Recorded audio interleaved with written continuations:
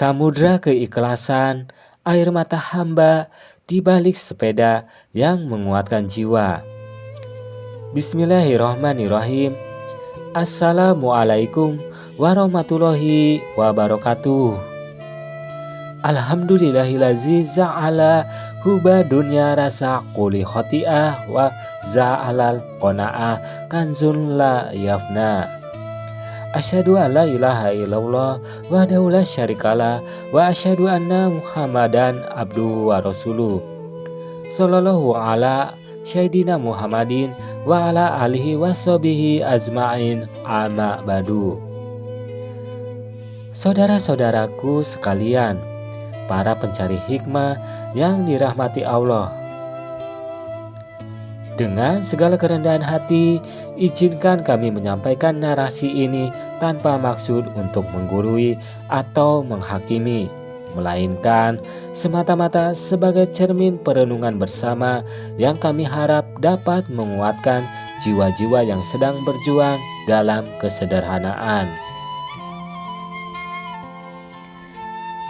Mari kita panjatkan puji dan syukur kehadirat ilahi Robi, Zat yang menggenggam jiwa dan takdir kita atas karunia waktu, kesehatan, dan yang terpenting nikmat keimanan yang dengannya kita dapat berkumpul dalam narasi perenungan yang sunyi ini. Semoga setiap hela napas kita menjadi tasbih dan setiap tetes air mata kita menjadi saksi ketulusan hati. Saudara-saudaraku yang hatinya terpatri rasa cinta kepada Allah, kisah yang ingin kita bentangkan hari ini adalah kisah yang sangat dekat, yang mungkin kita saksikan pada diri kita sendiri atau pada saudara kita. Ini adalah kisah tentang peperangan batin di medan kehidupan yang penuh dengan fata morgana. Bertahun-tahun lamanya, kendaraan yang menemani perjalanan hidup kita ini hanyalah sebuah sepeda, bukan motor, bukan mobil, hanya sepeda dengan pedal yang menuntut tenaga dan rantai yang kadang berderit memelas. Seakan menjadi penanda yang jelas di mata dunia bahwa kita ini adalah golongan yang tertunda atau tertinggal dari arus modernisasi. Kita hanyalah sang penjaga sekolah, dan di waktu paruh, kita mengandalkan kemampuan tangan untuk menjadi tukang pijat. Sebuah pekerjaan yang sangat bergantung pada panggilan dan kerelaan orang. Inilah puncak ujian batin bagi seorang hamba. Saudara-saudaraku, tentu sebagai manusia, kadang semangat kita kokoh, kita mampu berteriak dalam hati, "Saya bersyukur, sepeda ini menyehatkan dan saya ridho." Namun, seringkali ujian terberat itu datang bukan dari kekurangan materi kita sendiri, melainkan dari lisan orang lain. Kita masih ingat mungkin saudaraku, dengan jelas, hari itu kita dipanggil ke rumah seorang pasien. Kita datang dengan sepeda, meletakkannya di samping teras. Ketika kita sedang membenarkan sarung, pasien itu dengan sorot mata yang sulit diartikan, entah itu sindiran halus atau sekedar nasihat yang tertuju, melontarkan kalimat yang begitu menusuk, begitu mengoyak dinding pertahanan hati seorang hamba. "Mas, pakai motor dong, jangan sepeda mulu, kapan majunya?" Astagfirullahaladzim, saudaraku, dengarlah perkataan itu, hanya sebaris kalimat. Namun rasanya seperti tamparan telanjang yang menghantam wajah kita, bahkan menampar tepat di ulu hati. Sehingga saat itu juga semangat yang tadinya membara karena ikhlas seketika lemah, lunglai, dan nyaris roboh. Seluruh perjuangan batin selama bertahun-tahun untuk menanamkan rasa syukur itu seakan dihancurkan hanya oleh sepotong ucapan yang mungkin bagi si pasien hanyalah basa-basi. Tetapi bagi seorang hamba yang berjuang, ucapan itu adalah senjata tajam yang menusuk ke titik terdalam. Saat itu air mata kita seorang diri nyaris tumpah, bukan karena kita tidak punya motor, tetapi karena kita merasa gagal meyakinkan orang lain. Dan yang lebih parahnya lagi, gagal meyakinkan diri kita sendiri bahwa kemuliaan itu tidak diukur dengan kecepatan mesin. Namun saudaraku, setelah hamba terdiam sejenak, hamba teringat akan sebuah janji agung yang takkan pernah diingkari.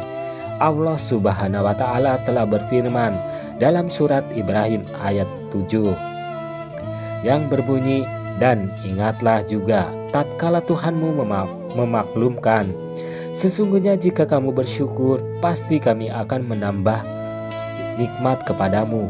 Dan jika kamu mengingkari nikmatku, maka sesungguhnya azabku sangat pedih." Subhanallah, hamba tersadar mengapa kita begitu mudah dilemahkan oleh pandangan fana seorang manusia. Jawabannya, karena kita masih mencari pengakuan dari dunia. Padahal seharusnya kita hanya mencari keridhaan dari Allah, Zat yang memiliki janji pasti. Perkataan pedas itu bukanlah untuk menjatuhkan, melainkan karunia tersembunyi dari Allah, sebuah peringatan keras yang berkata, "Hai hambaku, janganlah engkau bersandar pada semangatmu sendiri. Janganlah engkau bersandar pada ikhlas buatanmu sendiri. Bersandarlah hanya kepadaku. Biarkan dunia mencelamu, karena akulah yang akan memuliakanmu dan menambahi nikmat syukurmu." Sejak saat itu, setiap kayuhan sepeda itu menjadi zikir, setiap tetes keringat menjadi istighfar, dan setiap pelayanan sebagai penjaga sekolah atau tukang pijat menjadi bekal yang tak ternilai di sisi Allah. Kita tidak akan lagi membandingkan diri dengan mereka yang mewah, karena kita telah menemukan kemewahan yang paling hakiki, hati yang damai, jiwa yang qanaah, dan semangat yang tegar. Lantaran kita tahu, kelak di hari perhitungan yang ditanya bukanlah jenis kendaraan, melainkan jenis amal perbuatan. Inilah makna hidup. Saudara-saudaraku, subhanallah, semoga kita semua diteguhkan. Saudara-saudaraku yang dimuliakan Allah, demikianlah kiranya narasi renungan tentang air mata seorang hamba yang dibalik kesederhanaan kendaraannya. Dia menemukan kekuatan ilahiyah yang tidak mungkin diberikan oleh kekayaan dunia. Jika terdapat kebenaran dan hikmah dalam tuturan ini, maka itu semata-mata datang dari petunjuk Allah Subhanahu wa Ta'ala. Dan jika ada kekurangan, kehilafan, atau kata-kata yang kurang berkenan, itu adalah murni datang dari kelemahan dan keterbatasan hamba pribadi. Hamba memohon ribuan maaf. Mari kita tutup narasi yang semoga diberkahi ini dengan menundukkan hati, memohon ampunan dan keteguhan. Bismillahirrahmanirrahim.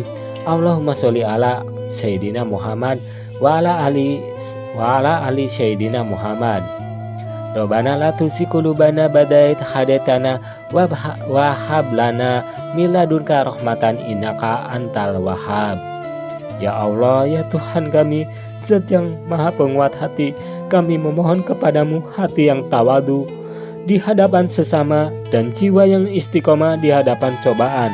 Ya Allah, jika Engkau takdirkan kami hidup dengan kesederhanaan, kuatkanlah kami agar kami selalu ridho. Jika Engkau takdirkan kami dicela karena keterbatasan, lindungilah hati kami dari keputusasaan. Jadikanlah setiap kata-kata yang melemahkan kami sebagai pengingat untuk mencari kekuatan sejati hanya dari-Mu. Ya Rob, sehatkanlah badan kami agar kami dapat terus mengayuh sepeda mencari nafkah halal. Tegarkanlah hati kami agar kami tetap bersemangat melayani di sekolah dan memijat sesama, dan akhirkanlah hidup kami dengan keadaan husnul khotimah. Taqabbalallahu minna wa minkum. Wabillahi taufiq wal hidayah. Wassalamualaikum warahmatullahi wabarakatuh.